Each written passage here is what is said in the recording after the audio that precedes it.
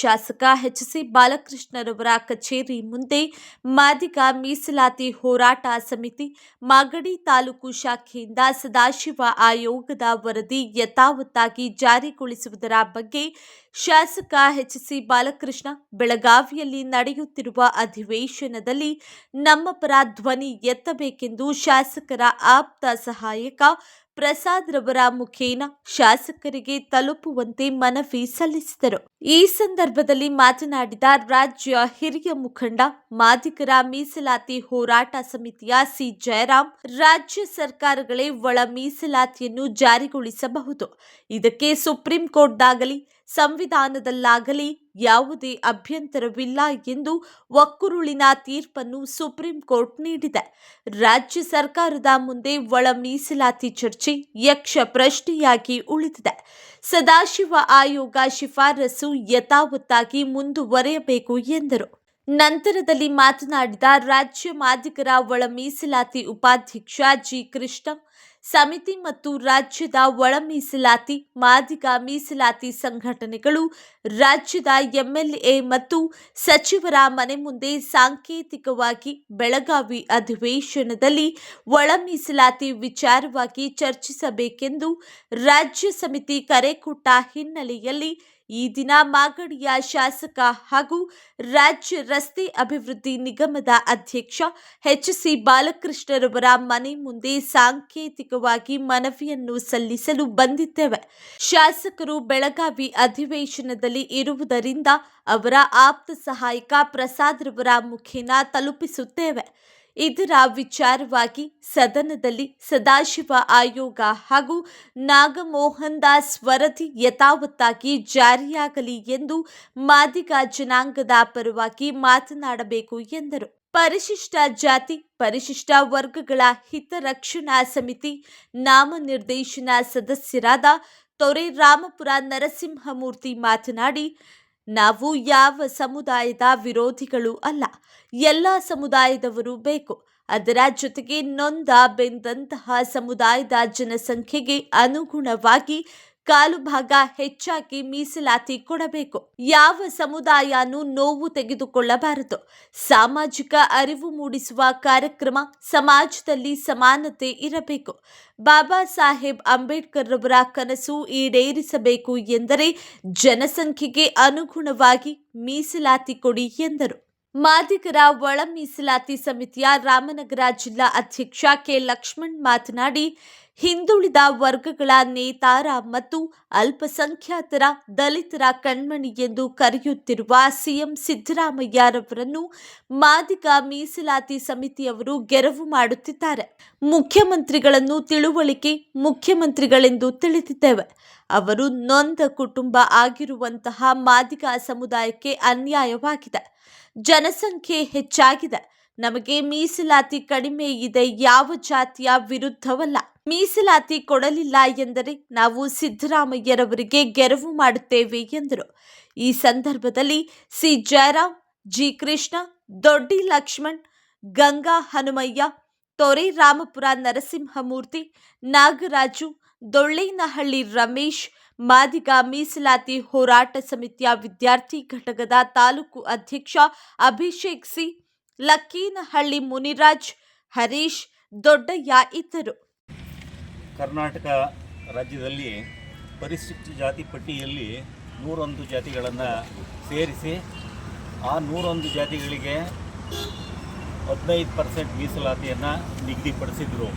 ಈ 15% ಮೀಸಲಾತಿಯಲ್ಲಿ ಕೆಲವು ಶಕ್ತಿಯುತ ಒಳಜಾತಿಗಳು ನಮ್ಮ 101 ಜಾತಿಗಳಲ್ಲಿ ಬೋವಿ ಇರ್ಬೋದು, ಕೊರ್ಮ, ಕೊರ್ಚ, ಲಂಬಾಣಿ ಮತ್ತು ಛಲವಾದಿಗಳು ಬಹುಪಾಲು ಮೀಸಲಾತಿಯನ್ನು ಕಲ್ಪಿಸ್ತಾ ಇರೋದು ನಮ್ಮ ಈ ಶೋಷಿತ ಸಮಾಜ ಮಾದಿಗ ಸಮಾಜದಲ್ಲಿ ಅನ್ಯಾಯಕ್ಕೊಳಗಾಗಿರೋದನ್ನು ಮನಗಂಡು ಸುಮಾರು 30 ವರ್ಷಗಳಿಂದ ಹೋರಾಟವನ್ನು ಮಾಡಿ ಒಳ ಮೀಸಲಾತಿ ಜಾರಿಯಾಗಬೇಕು. 15% ಏನು ನೀವು ಕೊಡ್ತಾ ಇದ್ದೀರಾ ಅದರಲ್ಲಿ ಜಾತಿ ಜನಸಂಖ್ಯೆಗೆ ಅನುಗುಣವಾಗಿ ಒಳ ಮೀಸಲಾತಿ ಆಗಬೇಕು ಅಂತ 31 ವರ್ಷಗಳ ಸತತ ಹೋರಾಟದ ನಿಮಿತ್ತವಾಗಿ ಇವತ್ತು ನ್ಯಾಯಮೂರ್ತಿ ಸದಾಶಿವರ ಅಧ್ಯಕ್ಷತೆಯಲ್ಲಿ ಈ ಒಂದು ವರದಿಯನ್ನು ಸರ್ಕಾರಕ್ಕೆ 2012ರಲ್ಲಿ ಸಲ್ಲಿಕೆ ಆಯಿತು. ಆದರೂ ಕೂಡ ಈ ರಾಜ್ಯ ಸರ್ಕಾರಗಳು ಈ ಸಮಿತಿಯ ವರದಿಯನ್ನು ಅಂಗೀಕರಿಸಲೇ ಇಲ್ಲ. ಇದರ ವಿರುದ್ಧ ಕೆಲವು ರಾಜ್ಯಗಳ ಮುಖಂಡರುಗಳು, ನಮ್ಮ ಮಾದಿಗ ಸಮಾಜದವರು ಸುಪ್ರೀಂ ಕೋರ್ಟ್ನಲ್ಲಿ ಒಂದು ಅರ್ಜಿಯನ್ನು ಸಲ್ಲಿಸ್ತಾರೆ, ಒಳ ಮೀಸಲಾತಿ ಜಾರಿಯಾಗಬೇಕು ಅಂತ. ಸುಪ್ರೀಂ ಕೋರ್ಟ್ನಲ್ಲಿ 7 ಜನಗಳ ಪೀಠ ಇರ್ತದೆ. ಆ 7 ಜನಗಳ ಪೀಠದಲ್ಲಿ 6 ಜನ ನ್ಯಾಯಾಧೀಶರುಗಳು ಒಳ ಮೀಸಲಾತಿ ಅಗತ್ಯವಾಗಿ ಜಾರಿಯಾಗಬೇಕು, ಈ ಒಳ ಮೀಸಲಾತಿಗೆ 341 ಅಂತಕ್ಕಂಥ 340(1) ಈ ಕಲಂನ ಅವಶ್ಯಕತೆ ಇಲ್ಲ. ಆ ರಾಜ್ಯ ಸರ್ಕಾರಗಳೇ ಆ ಒಳ ಮೀಸಲಾತಿಯನ್ನು ಜಾರಿಗೊಳಿಸ್ಬೋದು. ಇದಕ್ಕೆ ಸುಪ್ರೀಂ ಕೋರ್ಟ್ದಾಗಲಿ ಸಂವಿಧಾನದಾಗಲಿ ಯಾವುದೇ ಅಭ್ಯಂತರ ಇಲ್ಲ ಅಂತಕ್ಕಂಥ ಒಕ್ಕೊರಲಿನ ತೀರ್ಪನ್ನು ಸುಪ್ರೀಂ ಕೋರ್ಟ್ ನೀಡಿದೆ.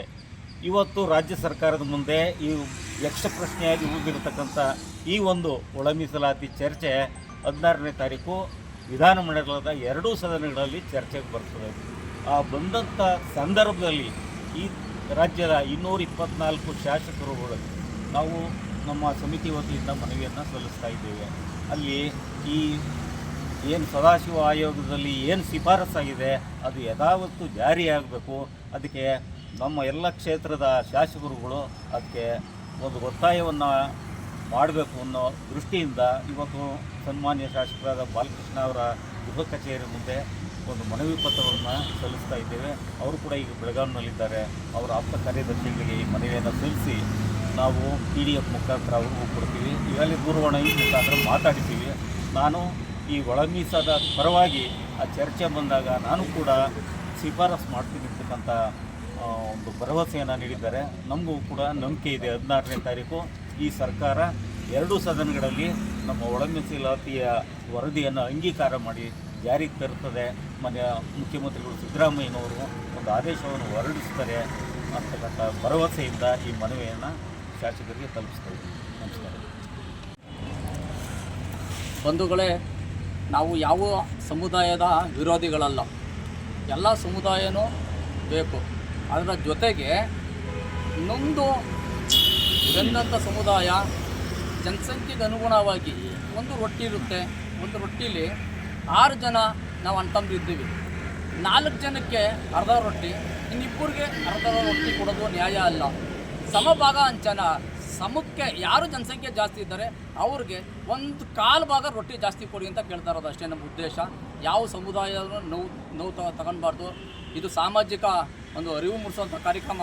ಸಮಾಜದಲ್ಲಿ ಸಮಾನತೆ ಇರಬೇಕು ಅಂತ ನಿಮಗೂ ಗೊತ್ತು, ಎಲ್ಲ ನಮ್ಮ ಅಣ್ತಂದಿರೋ ಸಮುದಾಯದವ್ರಿಗೂ ಗೊತ್ತು. ಅದೇ ರೀತಿ ನಾವು ನಡ್ಕೊಬೇಕು. ಬಾಬಾ ಸಾಹೇಬ್ ಅಂಬೇಡ್ಕರ್ ಕನಸನ್ನ ಈಡೇರಿಸಬೇಕು ಅಂದರೆ ನೀವು ಕರೆಕ್ಟಾಗಿ ಜನಸಂಖ್ಯೆಗೆ ಅನುಗುಣವಾಗಿ ಮೀಸಲಾತಿ ಕೊಡಿ ಅಂತ ಇದೊಂದು ಹೋರಾಟ. ಈಗಾಗಲೇ ನಾವು ಬಾಲಣ್ಣವ್ರಿಗೆ ಗಮನಕ್ಕೆ ತಂದಿದ್ದೀವಿ. ಇದನ್ನು ನಾಳೆ ಅಧಿವೇಶನದಲ್ಲಿ ಈ ವಿಚಾರ ಪ್ರಸ್ತಾಪ ಮಾಡಿ ಇದು ಕ್ಯಾಬಿನೆಟಲ್ಲಿ ಅಂತಿಮ ತೀರ್ಪನ್ನ ಕೊಡಿಸ್ಬೇಕು ನಮಗೆ. ಯಾಕಂದ್ರೆ ಸುಪ್ರೀಂ ಕೋರ್ಟು, ಉಚ್ಚ ನ್ಯಾಯಾಲಯ, ಸುಪ್ರೀಂ ಕೋರ್ಟ್ ಎಲ್ಲದಕ್ಕಿಂತ ದೊಡ್ಡ ಒಂದು ನ್ಯಾಯಾಲಯ ಹೇಳಿದೆ ಆಯಾ ರಾಜ್ಯಕ್ಕೆ ಸಂಬಂಧಪಟ್ಟಂಥ ವಿಚಾರ ಅಂತ. ತಾವು ದೊಡ್ಡ ಮನಸ್ಸು ಮಾಡಿ ನಮ್ಮ ಎಲ್ಲ ಸಮುದಾಯದ MLAಗಳು ಅಂದರೆ ನಮ್ಮ ಲಂಬಾರ್ಸ್ MLA ಆಗಿರ್ಬೋದು, ನಮ್ಮ ಛಲವಾದಿಗಳು MLA ಆಗಿರ್ಬೋದು, ಅಥವಾ ಇತರೆ ಜನಾಂಗದ MLAಗಳಾಗಿರ್ಬೋದು, ನಮ್ಮ ಮಾದಿಗ ಮೀಸಲಾತಿ ಹೋರಾಟ ಸಮಿತಿ MLA ಆಗಿರ್ಬೋದು, ಎಲ್ಲ ಸಮುದಾಯದವರು ಕಷ್ಟಪಟ್ಟು ಕೈ ಬಂದಿದೆ, ಬಾಯಿಗೆ ಬರೋಕ್ಕೆ ಅವಕಾಶ ಮಾಡಿಕೊಡ್ಬೇಕು. ನಿಮ್ಮಲ್ಲಿ ಕೈ ಮುಗಿ ಕೇಳ್ಕೊತೀನಿ. ಸಾಮಾಜಿಕದ ಒಂದು ಚಿಂತನೆಯಲ್ಲಿ ಯತ್ನ ಮಾಡಿ ನೀವು ದಯವಿಟ್ಟು ಇದೊಂದು ಸಹಾಯ ಮಾಡಬೇಕು. ನಾವೆಲ್ಲ ಹಂಚ್ಕೊಂಡು ತಿನ್ನೋಣ ಅನ್ನೋ ಒಂದು ಉದ್ದೇಶದಿಂದ ಇದೊಂದು ಕಾರ್ಯಕ್ರಮ ಹಮ್ಮಿಕೊಂಡಿದ್ದೀವಿ. ಈ ಕಾರ್ಯಕ್ರಮಕ್ಕೆ ಯಶಸ್ಸು ಸಿಕ್ಕಲಿ, ಎಲ್ಲ ಸಮುದಾಯದ ಕೈ ಜೋಡಿಸ್ತೀನಿ ಅಂತ ನಾನು ತಮ್ಮಲ್ಲಿ ಮನವಿ ಮಾಡ್ಕೊತೀನಿ.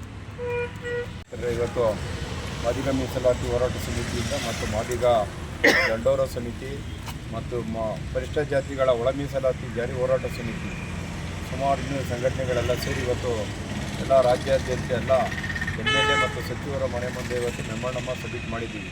ಈ ಸಬ್ಮಿಟ್ ಮಾಡಿರೋ ಉದ್ದೇಶ ಇಷ್ಟೇ. ಇದು ಸದಾಶಿವ ಆಯೋಗದ ವರದಿಯನ್ನು ಸರ್ಕಾರಕ್ಕೆ 2012ರಲ್ಲಿ ಸರ್ಕಾರಕ್ಕೆ ರಿಪೋರ್ಟ್ ಕೊಟ್ಟಿದೆ. ಇದು ಸರ್ಕಾರ ಸುಮಾರು ಕೋಟ್ಯಾಂತರ ರೂಪಾಯಿ ಖರ್ಚು ಮಾಡಿದಂಥ ಆಯೋಗದ ವರದಿ ಇದು. ಇವತ್ತು ಕೆಲವು ಸಮುದಾಯದವರು ಇದು ಆಯೋಗದ ವರದಿನ ಅವೈಜ್ಞಾನಿಕ ಅಂತ ಹೇಳ್ತಿದ್ದಾರೆ. ಯಾವ ರೀತಿ ಅವೈಜ್ಞಾನಿಕ ಆಗ್ತದೆ? ಸರ್ಕಾರದಲ್ಲಿ ಅವರು ನಿವೃತ್ತ ಒಬ್ಬ ಜಡ್ಜ್ ಅವರು ಸರ್ಕಾರ ನೇಮಕ ಮಾಡಿರ್ತಕ್ಕಂಥ ಸಮಿತಿ ಅದು. ಇದು ಕೆಲವರು ಈ ಕೊಲಂಬೋ ಜಾತಿಗಳು ಇವತ್ತು ಅದನ್ನು ಅವೈಜ್ಞಾನಿಕ ಅಂತಾರೆ. ಎಲ್ಲಿ ಅವೈಜ್ಞಾನಿಕ ಆಗಿದೆ? ನಾವು ಯಾರಿಗೂ ಯಾವ ಜಾತಿಯವ್ರಿಗೂ ಮೀಸಲಾತಿ, ಪರಿಶಿಷ್ಟ ಜಾತಿಯವ್ರಿಗೆ ಯಾರಿಗೂ ಮೀಸಲಾತಿ ಕೊಡಬೇಡಿ ಅಂತ ಹೇಳ್ತಾ ಇಲ್ಲ. ನಾವೆಲ್ಲರಿಗೂ ಕೊಡಿ, ಅವರು ನಮ್ಮ ಅಣ್ಣ ತಮ್ಮಂದಿರೇ. ಆ ಕೊಡೋದ್ರ 15% ನಿಮ್ಮ ಜನಸಂಖ್ಯೆ ಆಧಾರಿತ ಮೀಸಲಾತಿ ತಗೊಳ್ರಿ. ಅದೆಲ್ಲ ಒಂದೇ ವರ್ಗಕ್ಕೆ ಒಂದೇ ಜಾತಿ ಕಡೆ ಹೋಗ್ಬಿಡ್ತದೆ. ಬರ್ತಕ್ಕಂಥ 15% ಮೀಸಲಾತಿಗಳು ಇವತ್ತು ಅದು ಕಬಳಿಸಿ ತಿನ್ನುವ ಮೀಸಲಾತಿ. ಎಲ್ಲ ಒಂದೇ ವರ್ಗದವರು ಅದ್ರ ಕಬಳಿಸಿ ತಿನ್ಕೋತವ್ರೆ. ಆ ಕಬಳಿಸಿ ತಿನ್ನೋದು ಬೇಡ, ಅದು ಎಲ್ಲರಿಗೂ ಹಂಚಿಕೆ ಆಗಲಿ.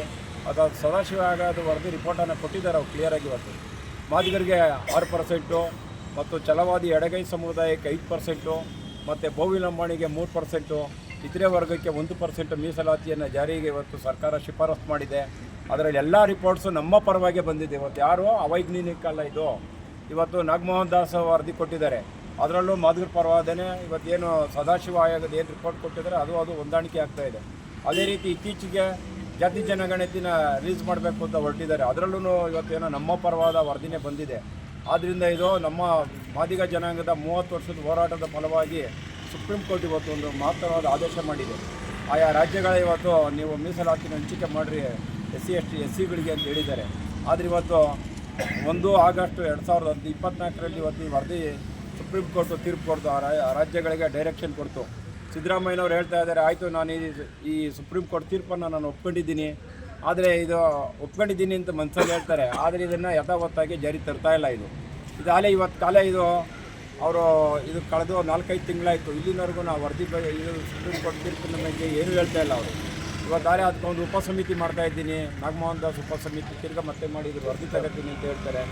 ಈ ವರದಿನ ನಾವು ಒಪ್ಪೋದಿಲ್ಲ. ಇವತ್ತು ಕಾಲೇ ಆ ವರದಿ ಇದನ್ನ ರಚನೆ ಮಾಡಿ ಆ ಸಮಿತಿನ 45 ದಿವಸ ಆಯಿತು. 45 ದಿವಸದಲ್ಲಿ ಇನ್ನೂ ಅವ್ರಿಗೆ ಕೂತ್ಕೊಳ್ಳೋಕೆ ಒಂದು ಕಚೇರಿ ಇಲ್ಲ, ಮತ್ತು ಅವ್ರಿಗೆ ಸಿಬ್ಬಂದಿ ಇಲ್ಲ, ಹಣಕಾಸಿನ ಕೊರತೆ ಇಲ್ಲ. ಇನ್ನೂ 45 ದಿವಸ ಬಾಕಿ ಮಾತ್ರ ಉಳಿದಿದೆ 3 ತಿಂಗಳಲ್ಲಿ. 90 ದಿವಸ ಅಂತ ಇದರೊಳಗಡೆ 45 ದಿವಸ ಮುಗಿದೋಗಿದೆ. ಈ 40 ದಿವಸದವ್ರು ಕಾದು ನೋಡ್ತೀವಿ. ಈ ಅಧಿವೇಶನದ ಚರ್ಚೆ ಮಾಡಿ ಸಿದ್ದರಾಮಯ್ಯನವರು ಈ ವರದಿಯನ್ನು ನಾವು ಜಾರಿಗೊಳಿಸ್ತೀವಿ ಅಂತ ಹೇಳದೆ ಹೋದರೆ ಮುಂದಿನ ದಿನಗಳಲ್ಲಿ ನಾವು ರಾಜ್ಯಾದ್ಯಂತ ಉಗ್ರವಾದ ಹೋರಾಟವನ್ನು ಕೈಗೆತ್ತಿಕೊಳ್ತೀವಿ ಅಂತ ಹೇಳ್ಬೋದು. ಈ ಸಂದರ್ಭದಲ್ಲಿ ನಾವು ಹೇಳ್ತಾ ಇದ್ದೀವಿ. ನಾನು ಮಾದಿಗ ಮೀಸಲಾತಿ ಹೋರಾಟ ಸಮಿತಿಯ ರಾಜ್ಯ ಉಪಾಧ್ಯಕ್ಷ ಜಿ ಕೃಷ್ಣ ಮಾಗಡಿ. ಏನು ಹಿಂದುಳಿದ ವರ್ಗದ ನೇತಾರ ಮತ್ತು ಅಲ್ಪಸಂಖ್ಯಾತರು ದಲಿತರ ಕಣ್ಮಣಿ ಅಂತ ಕರೀತಕ್ಕಂಥ ಸಿದ್ದರಾಮಯ್ಯನವ್ರನ್ನ ಮಾದಿಗ ಮೀಸಲಾತಿ ಹೋರಾಟ ಸಮಿತಿಯವರು ಎಲ್ಲೆಲ್ಲೂ ಗೆರವು ಮಾಡ್ತಾ ಇದ್ದಾರೆ. ಕರ್ನಾಟಕ ರಾಜ್ಯದ ಮುಖ್ಯಮಂತ್ರಿಗಳು ಬಹಳ ತಿಳುವಳಿಕೆ ಮುಖ್ಯಮಂತ್ರಿಗಳು ಅಂತ ನಾವು ತಿಳ್ಕೊಂಡಿದ್ದೀವಿ. ಆದರೂ ನಾವು ನೊಂದ ಕುಟುಂಬ ಆಗಿರ್ತಕ್ಕಂಥ ಮಾದಿಗ ಜನಾಂಗಕ್ಕೆ ಅನ್ಯಾಯ ಆಗಿದೆ. ನಾವು ಜನಸಂಖ್ಯೆಯಲ್ಲಿ ಜಾಸ್ತಿ ಇದ್ದೀವಿ, ತಿನ್ನೋ ಬಾಯಿಗಳು ಜಾಸ್ತಿ ಇದೆ, ನಮ್ಗೆ ಕೊಡೋ ಅನ್ನ ನಮ್ಮನ್ನು ಸಾಕಾಗ್ತಾ ಇಲ್ಲ ನಮಗೆ ಮೀಸಲಾತಿ ಅಂತ ನಾವು ಕೇಳ್ತಾ ಇದ್ದೀವಿ. ನಾವು ಯಾರ ಜಾತಿಯ ವಿರುದ್ಧನೂ ಅಲ್ಲ. ಕಾಣದ ಕೈಗಳನ್ನು ನೀವು ಏನು ನಮ್ಮ ಛಲವಾದಿಗಳು ಲಂಬಾಣಿಗವರು ಮಾತು ಕಟ್ಕೊಂಡು ನೀವೇನಾದರೂ ಮುಂದೆ ಈ ಮೀಸಲಾತಿ ಕೊಡಲಿಲ್ಲ ಅಂದರೆ ನಾವು ಸಿದ್ದರಾಮಯ್ಯನವ್ರಿಗೆ ಮುಂದೆ ಗೆರವು ಮಾಡ್ತೀವಿ. ನಮ್ಮದೇ ಆದಂಥ ಹಕ್ಕೊತ್ತಾಯಗಳನ್ನು ಕರ್ನಾಟಕ ರಾಜ್ಯದಲ್ಲಿ ಮಂಡಿಸಿ ನಮ್ಮ ಹೋರಾಟವನ್ನು ಮುಂದುವರಿಸ್ತೀವಿ ಅಂತ ನಾವು ಈ ಬಗ್ಗೆ ಹೇಳ್ತಾ ನಾವು ಈ ಮಾತನ್ನು ಮುಗಿಸ್ತಾ ಇದ್ದೀವಿ. ಏನಿವತ್ತು ನಮ್ಮ ಹಿರಿಕರೆಲ್ಲ ಮಾತಾಡ್ದಂಗೆ AJ ಸದಾಶಿವ ಆಯೋಗದ ವರದಿ ಜಾರಿಯಾಗಬೇಕು ಅಂತ ನಮ್ಮ ಹಿರಿಯ ಹೋರಾಟಗಾರರು 30 ವರ್ಷದಿಂದ ಈ ಹೋರಾಟನ ಮಾಡ್ಕೊಂಡು ಬರ್ತಾ ಇದ್ದಾರೆ. ನಿರಂತರವಾಗಿ ಹೋರಾಟದ ಪ್ರತಿಫಲ ಇವತ್ತು ಸುಪ್ರೀಂ ಕೋರ್ಟ್ ಜಡ್ಜ್ಮೆಂಟಲ್ಲಿ ಇವತ್ತು ನೀವು ನಿಮ್ಮ ರಾಜ್ಯಕ್ಕೆ ಸಂಬಂಧಪಟ್ಟಂಥ ವಿಚಾರ, ನಿಮ್ಮ ರಾಜ್ಯದಲ್ಲಿ ಏನು ಕೊಡಬೇಕು ಅಂತ ಇದ್ದೀರಾ ಅವ್ರು ಕೊಡಿ ಅಂತ ಹೇಳಿ ಇವತ್ತು ಸುಪ್ರೀಂ ಕೋರ್ಟ್ ಆದೇಶ ಆಗಿದೆ. ಇವತ್ತು 1 kg ಅಕ್ಕಿ ಕೊಟ್ಟು 100 ಜನ ಊಟ ಮಾಡಿ ಅಂದರೆ ಆಗ್ತದಾ? ಈಗ ಮೀಸಲಾತಿ ಇರ್ತಕ್ಕಂಥದ್ದು ನಾವು ಜನಸಂಖ್ಯೆ ಆಧಾರದ ಮೇಲೆ ಹೆಚ್ಚಿನ ಜನಸಂಖ್ಯೆ ಈ ರಾಜ್ಯದಲ್ಲಿ ಮಾದಿಗ ಸಮುದಾಯದಲ್ಲಿದ್ದೀವಿ. ನಮಗೆ ಮೀಸಲಾತಿನ ಕಮ್ಮಿ ಕೊಡ್ತಾ ಇದ್ದಾರೆ. 1 kg ಅಕ್ಕಿ ಕೊಟ್ಟು 100 ಜನ ಊಟ ಮಾಡಿ ಅಂದರೆ ಅದು ಅಸಾಧ್ಯ. ಆದ್ದರಿಂದ ನಾವು 100 ಜನ ಇರೋರಿಗೆ 10 kg ಅಕ್ಕಿ ಕೊಟ್ಟರೆ ನಾವೆಲ್ಲರೂ ಕೂಡ ಅದರಲ್ಲೂ ಕೂಡ ಅರ್ಧಬರ್ಧ ಊಟ ಆಗ್ತದೆ, ಅರ್ಧಬರ್ಧ ಊಟ ಮಾಡ್ತೀವಿ ಅಂತ ಹೇಳ್ತಾ ಈ AJ ಸದಾಶಿವ ಆಯೋಗದ ವರದಿನ ಜಾರಿ ಮಾಡಬೇಕು ಅಂತ ಹೇಳಿ ನಮ್ಮ ಹಿರಿಯ ಮುಖಂಡರು ನಾವೆಲ್ಲ ಇವತ್ತು ಏನು HC ಬಾಲಕೃಷ್ಣ ಅವರು ಶಾಸಕರು ಅವ್ರ ಮನೆ ಮುಂದೆ ಬಂದು ಇವತ್ತು ನಾವು ಅವರು ಆಪ್ತ ಕಾರ್ಯದರ್ಶಿಗೆ ಮೆಮೊರಾಂಡಮ್ನ ಕೊಟ್ಟಿದ್ದೀವಿ. ಈ ನಮ್ಮ ಧ್ವನಿನ ಹಿರಿಕರ ಧ್ವನಿನೆಲ್ಲ ಕೂಗುಟ್ಟು ಸದನದಲ್ಲಿ ನಮ್ಮ ಜನಾಂಗದ ಪರವಾಗಿ ಒಂದು ವಾಯ್ಸ್ನ ಮಾಡ್ತಾರೆ ಅಂತ ನಾವು ಈ ಸಂದರ್ಭದಲ್ಲಿ ನಾವು ಹೇಳೋಕ್ಕೆ ಇಷ್ಟಪಡ್ತೀವಿ.